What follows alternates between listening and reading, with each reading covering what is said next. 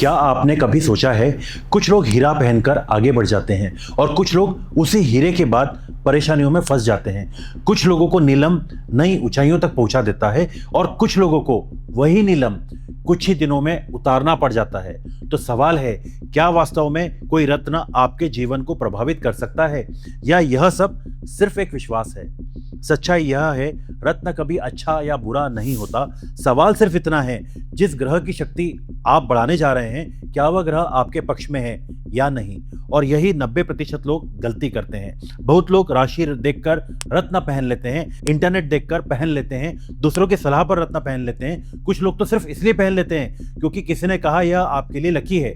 लेकिन जरा सोचिए, अगर कोई रत्न किसी ग्रह की शक्ति बढ़ाता है और आपने गलत ग्रह को ही शक्तिशाली बना दिया, तो अंत में मैं आपको एक ऐसी बात बताऊंगा जिसके बाद आप जीवन भर किसी भी रत्न को सिर्फ राशि देखकर नहीं पहनेंगे।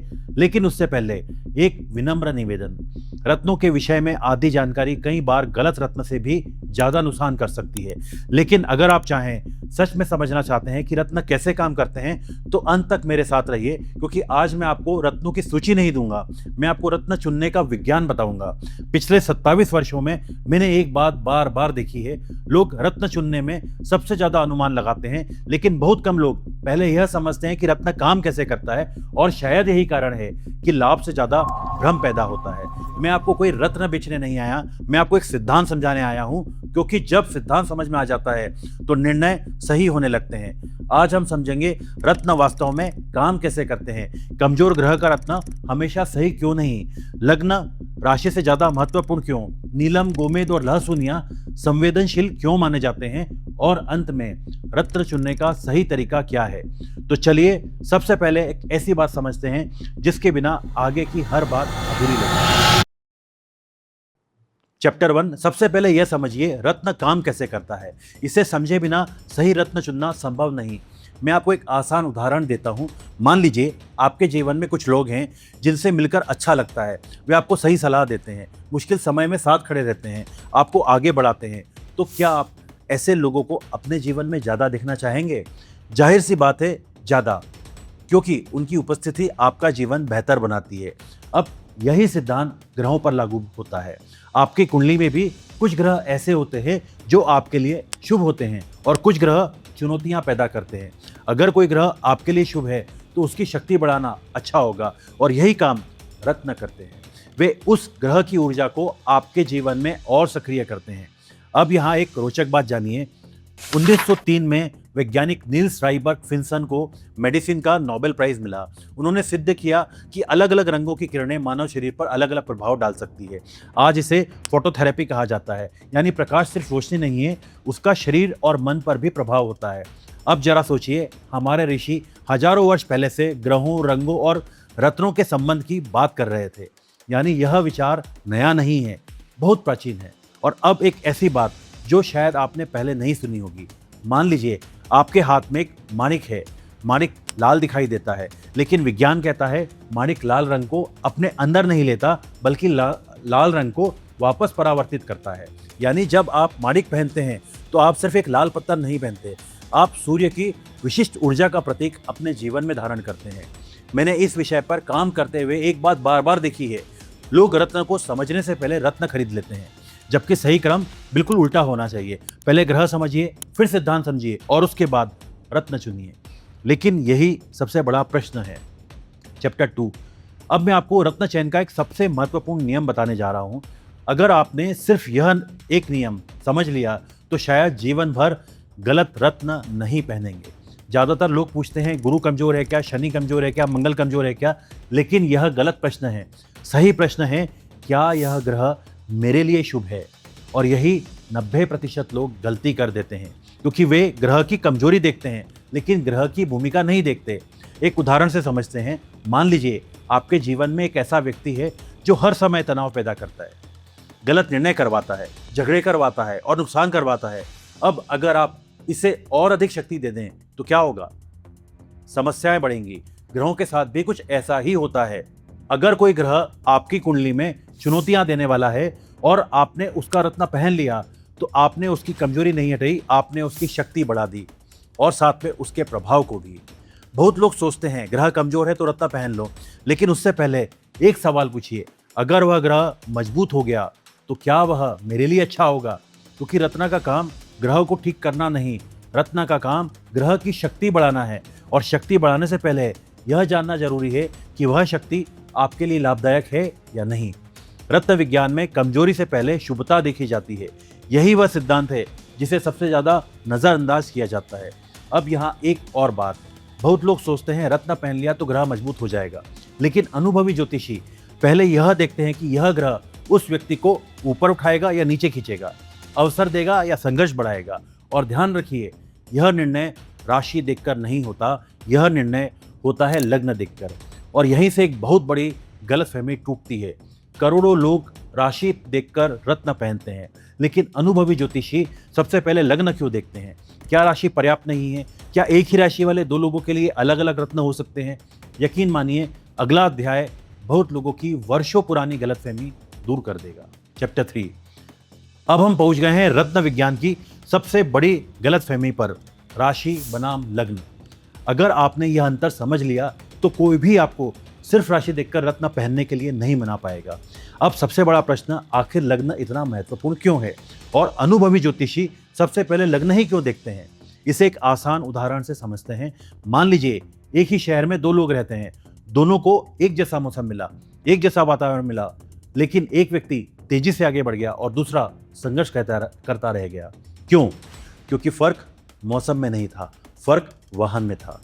ठीक उसी तरह एक ही ग्रह दो लोगों पर एक जैसा परिणाम नहीं देता, क्योंकि ग्रह तो वही है, लेकिन कुंडली का ढांचा अलग है और उस ढांचे का आधार है लग्न।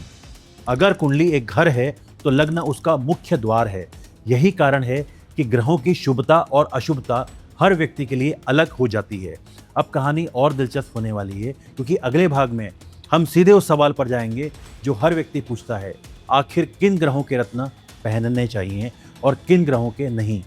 यहीं से रत्न चयन की असली प्रक्रिया शुरू होती है। चैप्टर 4। अब सबसे महत्वपूर्ण प्रश्न, आखिर किन ग्रहों के रत्न पहनने चाहिए? इसका उत्तर है उन ग्रहों के जो आपकी कुंडली में वास्तव में सहयोग देने वाले हों, विशेष रूप से त्रिकोण भावों के स्वामी ग्रह, यानी पहला, पांचवा और 9वें भाव के स्वामी का ग्रह। ज्योतिष में इन भावों को अत्यंत शुभ माना गया है। पहला भाव जीवन शक्ति से जुड़ा है, व्यक्तित्व से जुड़ा है। पांचवा भाव बुद्धि से जुड़ा है, रचनात्मकता से जुड़ा है, पूर्व पुण्य से जुड़ा है। 9वां भाव भाग्य से जुड़ा है, धर्म से जुड़ा है, उच्च ज्ञान से जुड़ा है। जब इन भावों के स्वामी ग्रह मजबूत होते हैं तो जीवन में विकास की संभावनाएं बढ़ती हैं। इसलिए अक्सर इन्हीं ग्रहों के रत्न पहनने की सलाह दी जाती है। लेकिन यहाँ एक महत्वपूर्ण बात है, हर शुभ ग्रह का रत्न हर समय नहीं पहना जाता, और यही अनुभवी ज्योतिषी और सामान्य सलाह में अंतर दिखाई देता है। अब एक और सिद्धांत समझिए, ज्योतिष में केंद्र और त्रिकोण का संबंध बहुत महत्वपूर्ण है। यानी 1, 4, 7, 10 और 1, 5, 9, जब कोई ग्रह दोनों से जुड़ जाएं तो वह योग कारक ग्रह बन जाता है। और योग कारक ग्रह अक्सर जीवन में विशेष अवसर और प्रगति देता है। इसलिए कई बार सबसे शक्तिशाली रत्न वही होता है जो योग कारक ग्रह का हो। लोग अक्सर पूछते हैं सबसे शक्तिशाली रत्न कौन सा है, लेकिन सही प्रश्न है मेरी कुंडली में सबसे सहयोगी ग्रह कौन सा है। क्योंकि शक्ति रत्न में नहीं होती, शक्ति सही चयन में होती है, और सही चयन व्यक्ति विशेष की कुंडली से आता है। अब एक और महत्वपूर्ण बात, कोई ग्रह शुभ हो सकता है, लेकिन यदि वह पहले से बहुत शक्तिशाली है तो उसका रत्न हर बार आवश्यक नहीं। और दूसरी ओर यदि कोई ग्रह कमजोर हो तो उसका रत्न बहुत लाभदायक हो सकता है। यानी रत्न चयन का क्रम, पहले ग्रह की प्रकृति, फिर उसकी स्थिति, फिर उसकी शक्ति और उसके बाद रत्न। लेकिन अब एक संवेदनशील प्रश्न, अगर शुभ ग्रहों के रत्न पहनने चाहिए तो क्या अशुभ ग्रहों के रत्न कभी नहीं पहनने चाहिए? क्या नीलम, क्या गोमेद, क्या लहसुनिया, इनके बारे में इतनी सावधानी क्यों बरती जाती है? यहीं से शुरू होता है रत्न विज्ञान का सबसे संवेदनशील अध्याय, चैप्टर 5। रत्न विज्ञान के सबसे संवेदनशील पर अब हम पहुंच चुके हैं। नीलम, गोमेद, लहसुनिया, इन तीनों के नाम सुनते ही बहुत लोगों के मन में डर पैदा हो जाता है। और सच कहूँ, कुछ हद तक यह डर भी नहीं है, क्योंकि ये रत्न बहुत शक्तिशाली माने जाते हैं। लेकिन सवाल यह है, क्या ये रत्न हमेशा बुरे होते हैं? उत्तर है नहीं। कोई भी रत्न अपने आप में अच्छा या बुरा नहीं होता, वह सिर्फ अपने ग्रह की शक्ति को बढ़ाता है।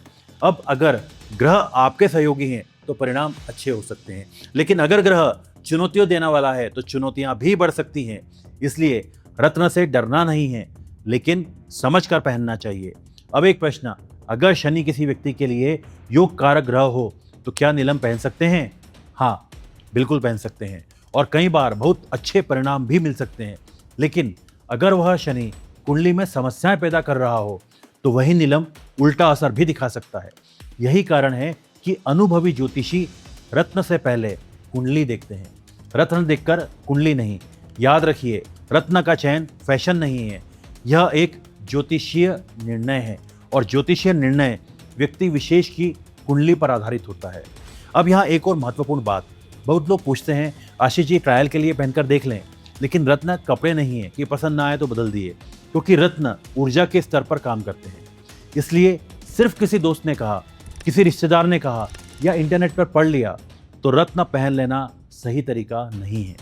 याद रखिए, सही रत्न जीवन में अवसर बढ़ा सकता है, लेकिन गलत रत्न अनावश्यक चुनौतियां भी बढ़ा सकता है। और यही कारण है कि रत्न विज्ञान में सावधानी उतनी ही जरूरी है जितनी जानकारी। लेकिन अब एक और बड़ा प्रश्न, अगर रत्न इतने प्रभावशाली हैं तो क्या हर व्यक्ति को रत्न पहनना चाहिए? क्या बिना रत्न के जीवन में प्रगति नहीं हो सकती? और क्या हर समस्या का समाधान रत्न ही है? यही समझेंगे हम अगले अध्याय में, चैप्टर 6। यह सुनकर शायद आपको आश्चर्य हो, लेकिन मेरा उत्तर है नहीं, हर व्यक्ति को रत्न पहनना जरूरी नहीं। रत्न ज्योतिष का एक साधन है, पूरा ज्योतिष नहीं।